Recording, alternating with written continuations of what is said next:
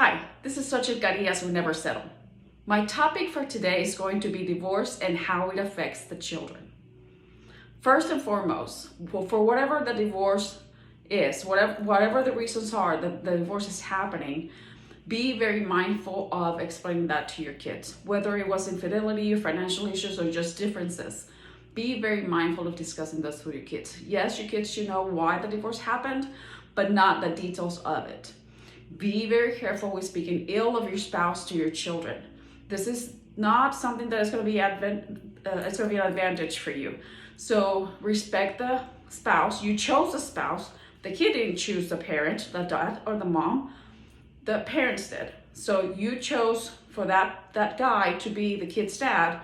So you shouldn't speak ill of that dad because it wasn't the kid's fault.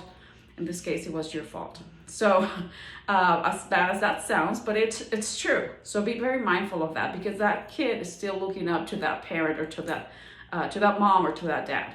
So some of the things that are very confusing for kids is the two living situations. So whether you have the regular court order where you go from one house every other weekend and you spend every Thursday with the other parent that doesn't have full custody, the transition is very difficult for the kids.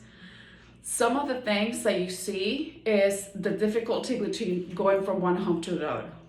First of all, I would like to encourage you as the adult to not try to convince your spouse to run their house or to your ex-spouse to run their house the same way that you run yours. I'm going to say that again. Avoid trying to tell your ex-spouse how to run their home or try to convince them to run their home the same way that you run your home. You made the decision to have a child with this person. Now you made the decision to get into a divorce with this person. So this person now has their own house, has their own rules, have their own maybe other family, whatever the situation is.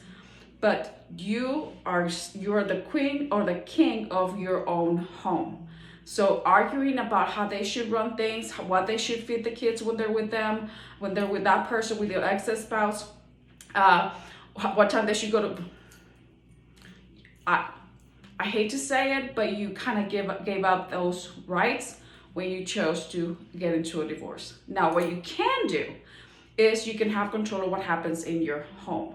Whatever the age of the kid is, the younger, the harder it is for them. But even if they're teenagers, the transition from going to one home to another, it's very difficult. So the best thing that you can do for them is have very clear expectations of how you are going to rule your house.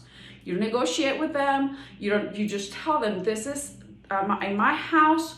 You're gonna go to bed at 9 o'clock. You're gonna put the phone away at 8 o'clock. You're gonna do this. You're gonna do so. Set very clear expectations about how you're gonna run your home.